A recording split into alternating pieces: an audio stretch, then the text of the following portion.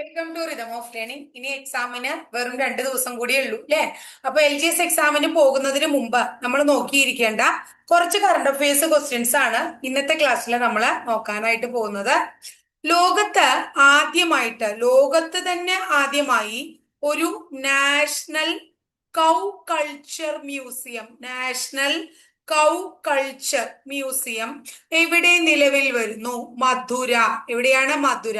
ഇത് എവിടുത്തെ മധുരയാണ്? ഉത്തർപ്രദേശിലെ മധുര അല്ലെ. അപ്പൊ ലോകത്ത് ആദ്യമായി നാഷണൽ കൗ കൾച്ചർ മ്യൂസിയം എവിടെയാണ്? ഉത്തർപ്രദേശിലെ മധുരയിലാണ്. നമ്മുടെ ഇന്ത്യ സ്വന്തമായിട്ട് നിർമ്മിക്കുക എന്ന് പറഞ്ഞാൽ എന്താ പറയാ? തദ്ദേശീയമായിട്ട് നിർമ്മിച്ച് എന്ത് ചെയ്തു? കമ്മീഷൻ ചെയ്ത അത്യാധുനിക സ്റ്റെൽത്ത്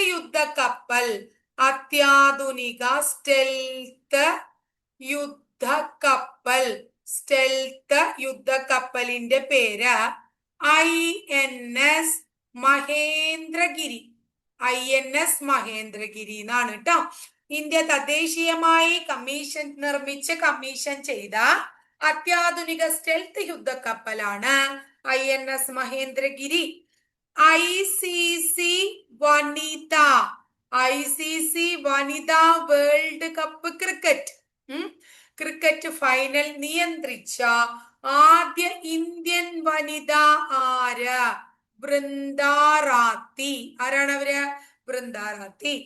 ICC വനിത വേൾഡ് കപ്പ് ക്രിക്കറ്റ് ഫൈനൽ നിയന്ത്രിച്ച ആദ്യ ഇന്ത്യൻ വനിത ബൃന്ദാറാത്തി. കേരളത്തിലെ പുതിയ ചീഫ് സെക്രട്ടറി ആര്? ബിശ്വനാഥ് സിൻഹ. ആരാണ്?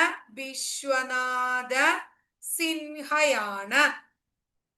2026 ഏഷ്യൻ ഗെയിംസിന്റെ ഭാഗ്യചിഹ്നം ഹോനോഹോൻ. എന്താണ്? ഹോനോഹോൻ എന്നുള്ളതാണ്. 2026 ഏഷ്യൻ ഗെയിംസിന്റെ ഭാഗ്യചിഹ്നം ഹോനോഹോൻ ആണ്. അടുത്തത് സെൻസസ് സംബന്ധമായിട്ടുള്ള, ഇപ്പൊ സെൻസസ് നടക്കുകയാണ് അല്ലെ, അതുമായി ആശയങ്ങൾക്കും വിവരങ്ങൾക്കുമായി കേന്ദ്ര സർക്കാരിന്റെ പുതിയ ടോൾ ഫ്രീ നമ്പർ എത്രയാണ്? 1855. 1855. 2026 യോഗാദിനത്തിന്റെ പ്രമേയം എന്താ? യോഗാ ദിനം എന്നാണ്? യോഗാ ദിനം ജൂൺ മാസം 21. അപ്പൊ എന്താണ്? Yoga four healthy ageing.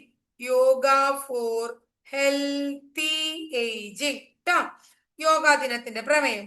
അടുത്തത് കേന്ദ്ര ഗോത്രവർഗ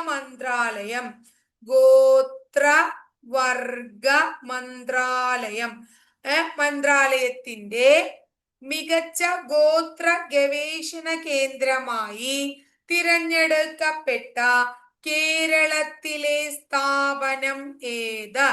കിർടാക്സ്.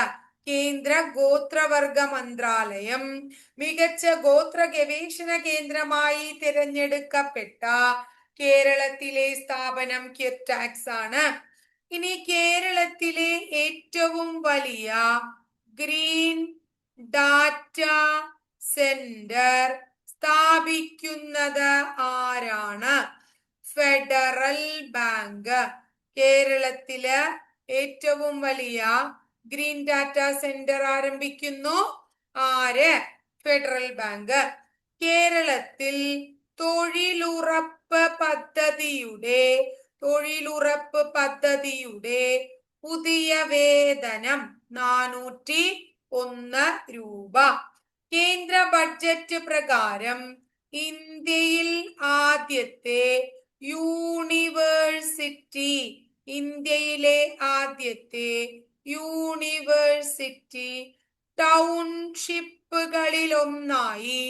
ടൗൺഷിപ്പുകളിലൊന്നായി തിരഞ്ഞെടുക്കപ്പെട്ട നഗരം തിരുവനന്തപുരം.